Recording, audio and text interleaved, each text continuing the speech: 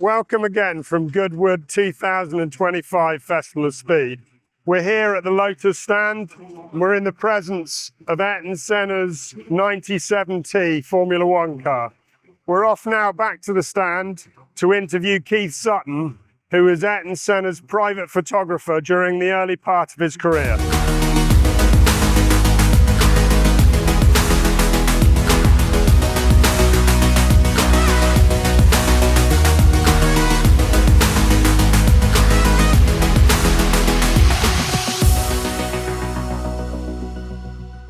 So I'm here with my good friend Keith Sutton. We've known each other for years, and you are a world-class Grand Prix photographer. You still take photographs now, or?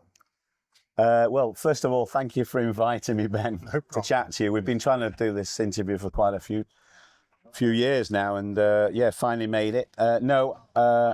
I did 700 Grand Prix in my career since 1980, and I sold the company and the archive 8 years ago now. So I'm not shooting anymore, but I was very fortunate that when I got to 500 Grand Prix, the boss of Formula One, Bernie Ecclestone, gave me a lifetime honorary media pass. So I'm still attending Grand Prix, probably 6 to 8 Grand Prix a year, as a fan. Yeah. And that's where it all started, as a fan when I was a little boy. My father was a massive race fan. He used to take me to, you know, the tracks. And yeah, I grew up in motorsport. He was an amateur photographer as well. So he lent me a camera when I was 17 with a telephoto lens. And obviously I pointed it at racing cars. And 3 years later, at 20 years old, in 1980, I went as a freelance motorsport photographer. And that's where you met at? Yes, I got fortunate, I suppose, in the second year, in 1981. I'd written to a lot of the magazines around the world. I managed to get hold of all their addresses. And a lot of them came back saying, look, we don't need photos. We've already got staff photographers. But, you know, especially this Brazilian magazine, Motorsport in Brazil, said if there are any Brazilian drivers racing in England, we'd love pictures of them. So yeah, around March the 8th, 1981, I turned up at Thruxton, and I'm looking down the programme and I see BR for Brazil, and then I saw Ayrton Senna de Silva.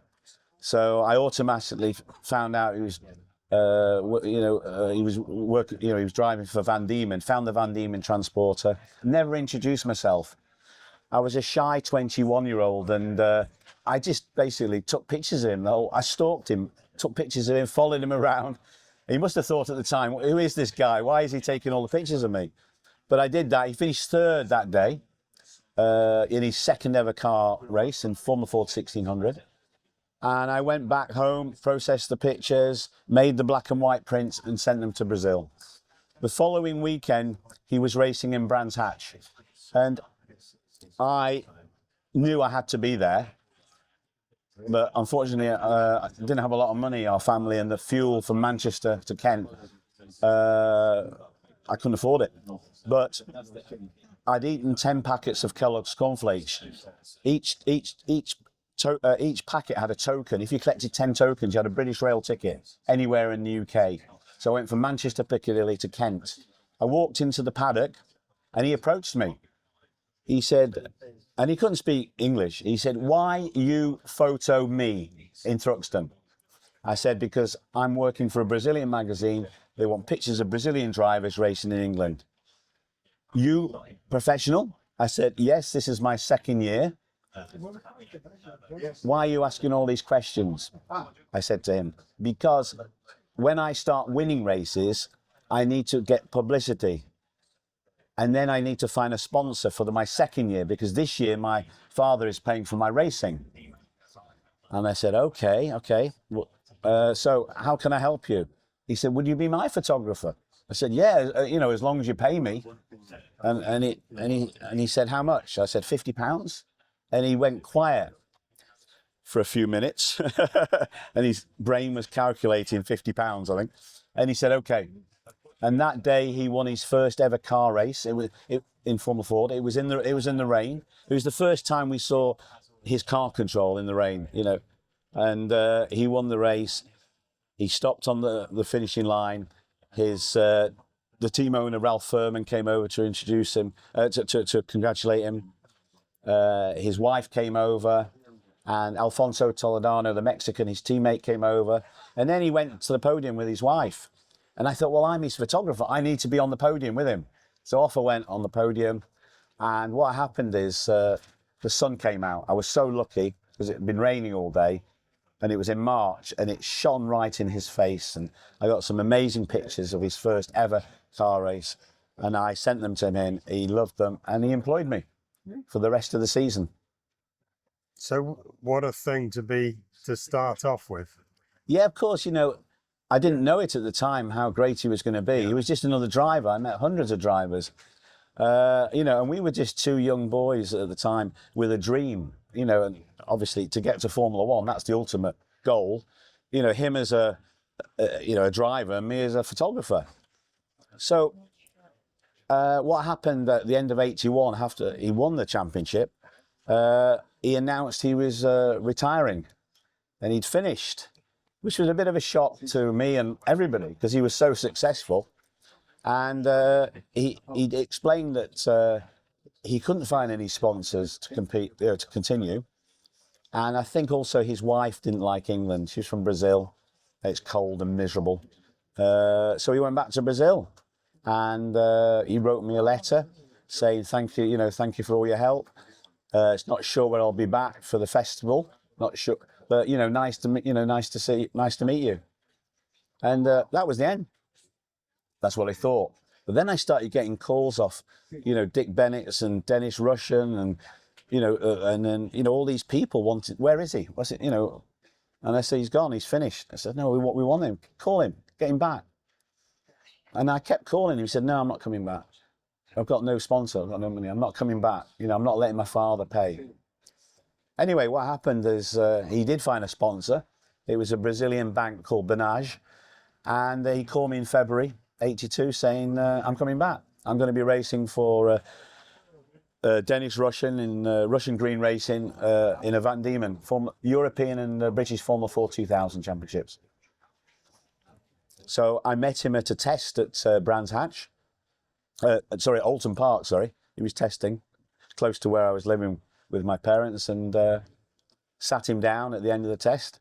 I said, listen, what was all that about? You can't just give up and then come back. So what is it you actually ultimately want to, what's your ambitions? He says, I want to be a Formula 1 driver. I said, well, that's great, because I want to be a Formula 1 photographer. And I think if you carry on winning, I'm sure that we can go together. And I said, I've been to a few Grand Prix, and I found that the Formula 1 teams, they do press releases after each Grand Prix. And I said, I've got this idea, why don't I do that for you? I'll get some headed note paper with your helmet, and it would say Ayrton Senna de Silva.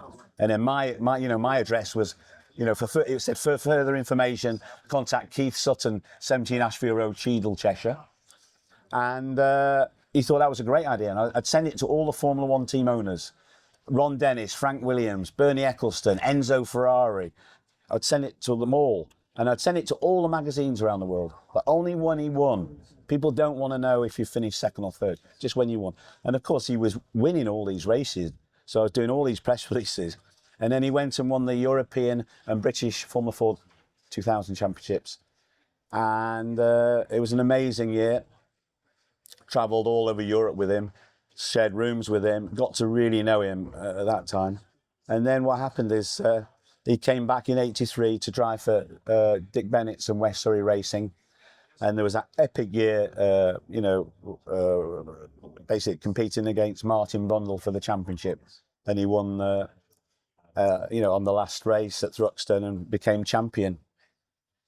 And then, the road was paved to F1 from there. Well, he'd already tested the Williams at Donington in July. Frank had given him his first ever test, which he went quicker than the Jonathan Palmer and I think it was Rosberg at that time.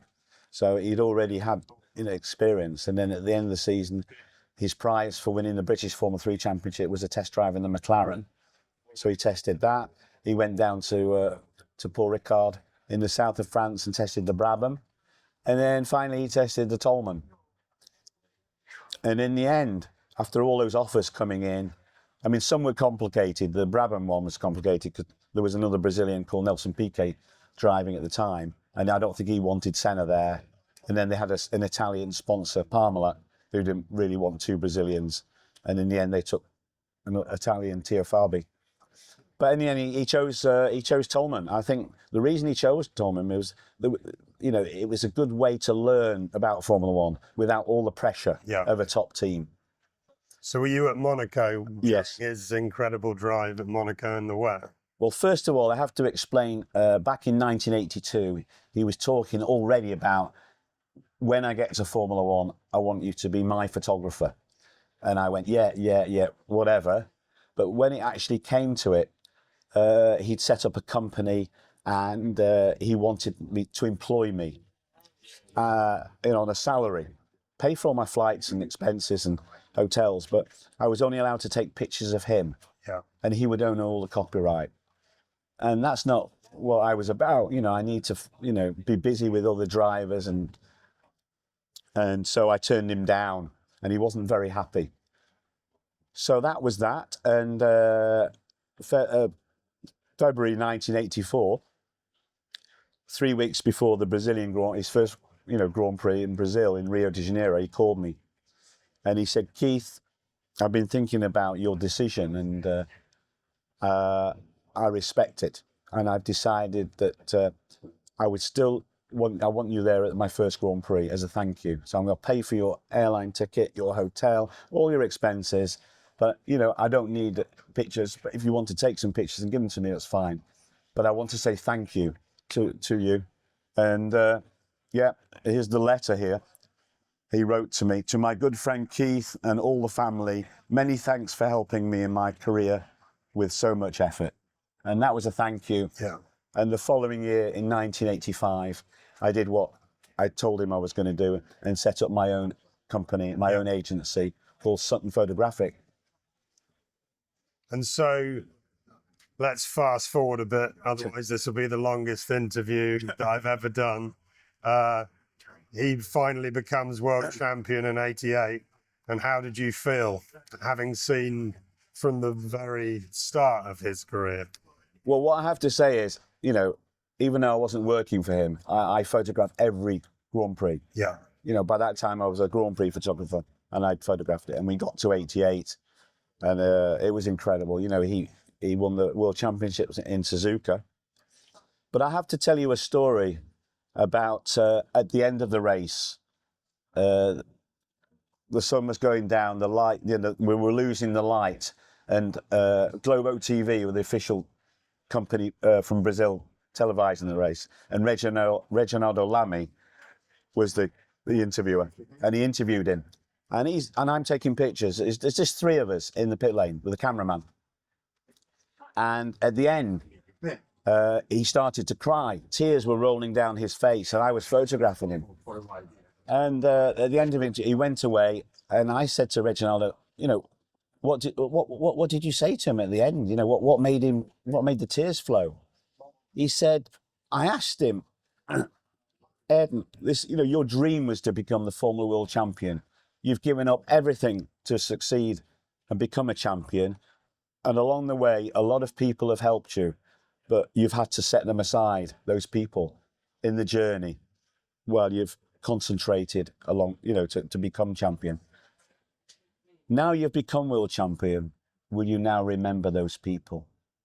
And of course, I was one of them, and that was quite poignant. And so again, fast forwarding on, do you remember the last time you saw Ayrton? Yes. I was in Imola in the paddock on the Thursday of the San Marino Grand Prix. It was a beautiful sunny day. It's it's a relaxing day. It's when all the press interviews are done. There's no pressure, and he was there chatting with Rubens Barrichello and Christian Fittipaldi, two other. So there's three Brazilians chatting. They were laughing, they were joking, and I was taking some pictures. He came over and said hello to me. How are you? How's the family? He always did that. How's the business? How's, that sort of thing. If he saw me, it was fantastic. And I took some pictures. stood back. And I took a very memorable picture of him. I can quickly show you this. It's this one here. And you can see how happy he is in this picture. Yeah. That's the picture I remember. I'd like to remember him by, smiling in Imola on the Thursday. And of course, then the Friday came and it all started to go wrong with Ruben's crash. And I was there photographing that at a very slow shutter speed. It was horrific. But luckily Rubens was fine. And then of course Saturday with Roland, that was the first time a driver died at a track in all my career. And he was also a good friend, Roland Ratzenberger. So I was really upset about that. And then of course Sunday came, and probably the worst weekend of my career, to be honest. It was horrific. Yeah. Changed motorsport and Formula One and myself, forever really, what happened. And so this book, A Personal Tribute, came out soon after his. In fact, that's where we first met. I think it was the NEC Autosport show in beginning of '95. Yeah, I think if you remember, Ben, I'd published a book in Japan. Correct. With Sony magazines. It was called My 10 Years with Ayrton Senna, and that came out in '91. So he saw that book, and he was happy with the book. We gave him a copy, and he loved it. So he was involved in that one. And then what happened? Obviously, after his his death, that I bought the plates from Japan, and I brought them to England, and we published this with Reed Publishing. And in '95, I remember you had some copies of the Japanese edition. I did. I was thrilled. I think I bought everything you had. Yes. And it was a fantastic book, and as it says, a personal tribute.